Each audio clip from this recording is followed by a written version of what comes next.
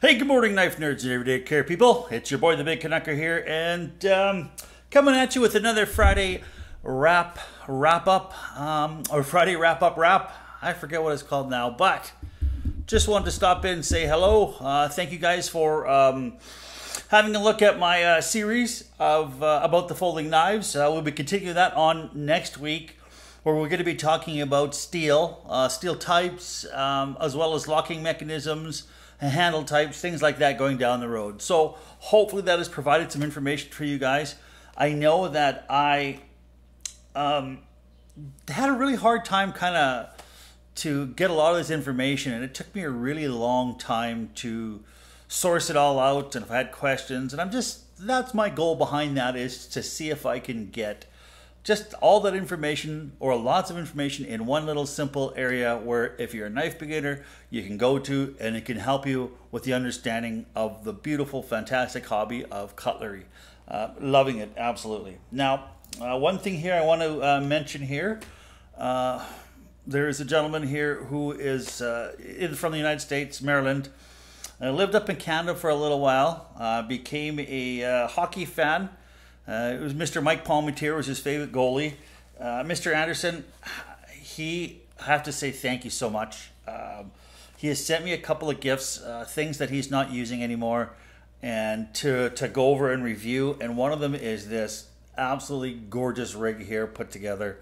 Wow, I have to say the generosity is fantastic. Thank you so much.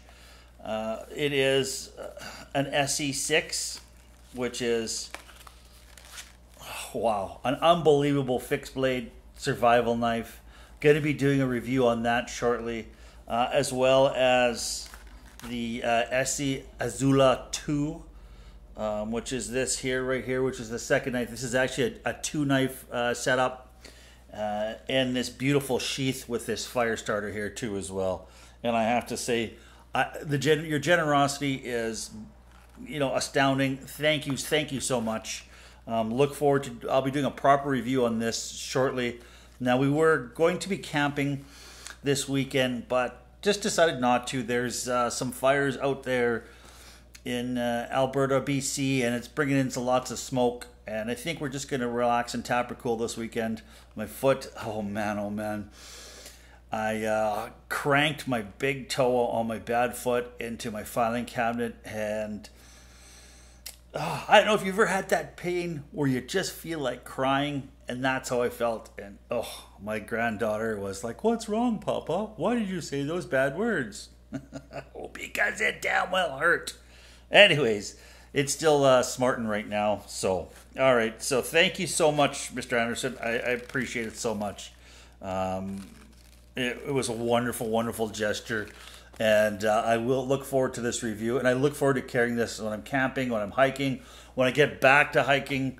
I got some more gear coming to review. This is going to be one of them. Another thing that's coming down the road here real quick is the Leatherman Squirt P4.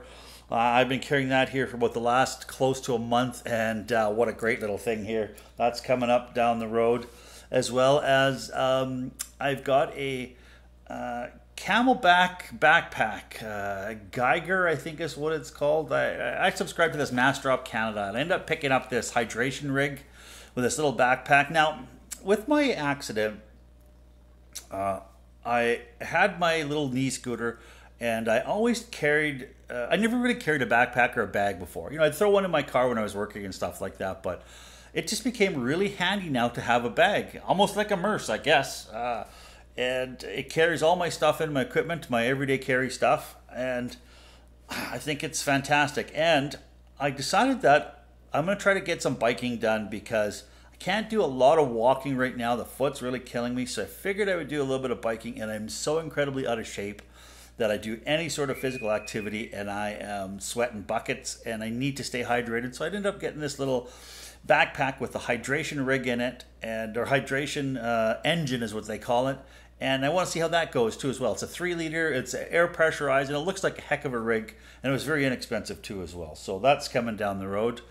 All right, and so that's been looking forward to that too as well. Now, I just also wanted to have my little joke here. I actually ran into Matthew McConaughey, And I asked him, to sign a picture, but only on the left side. And he ended up telling me, all right on the right, all right.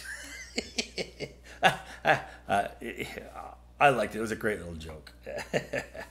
All right, so thank you so much, everybody, for popping by, just saying hello. That's what's kind of going on. Oh, the other thing that I got coming up is I ended up trading some stuff to get a charbroil offset smoker. Now, it's not a huge rig. It's a nice, on the smaller side, kind of a thin gauge metal, kind of a starter smoking unit. And I did some ribs on it, and they turned out okay, I suppose. But now I'm going to try out on this Sunday a picnic pork shoulder. Now, I have a couple of questions. If you guys out there are great smokers and you do a lot of the smoking meat, this is a big, I'm going to say probably a maybe 10, 12 pound picnic shoulder, I think is what it's called. And it's got skin on. Now, should I leave that skin on when I smoke it, or should I score it in little squares, or should I remove the skin? And, I'm going to pre-brine the piece of meat, and I'm going to also put a rub on it too as well. So I don't know what to do there. I've been watching some YouTube videos, and some people take that skin off, some people don't, and some people put little squares on it. So it's the goal of this is going to have it turned into pulled pork Sunday afternoon for my Sunday family supper. So just want to let you guys have that question. Please, if you're an expert on it, leave me maybe a link in the description, or what you do, a recipe, something like that. I would really appreciate it. Now, the other thing too as well is I don't completely understand is, now I built a fire using a kind of a natural fire starter. I didn't want to have to use any lighter fluid in this little offset fire box.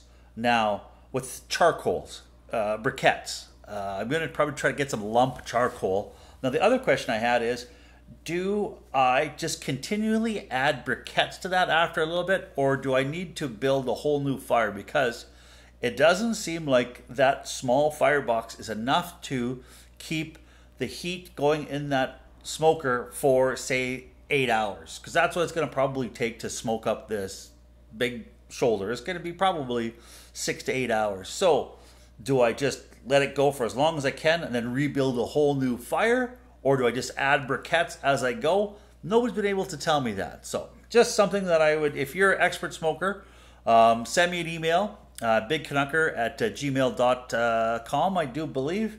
And or leave me a link in the description of where I could find that, or even leave the recipe in the comments down below. So, all right, thanks so much. Appreciate you guys with the subscriptions. I'm over 260 now. Thank you so much, you guys. Please, if you like what you saw, please give me the thumbs up, and as well as subscribe. Also, please stay safe out there. We're not out of the woods with the COVID-19. Listen to the experts. Appreciate you guys so much. Please stay safe out there. Keep the shiny side up, your stick on the ice. This is the Big Canucker saying adios.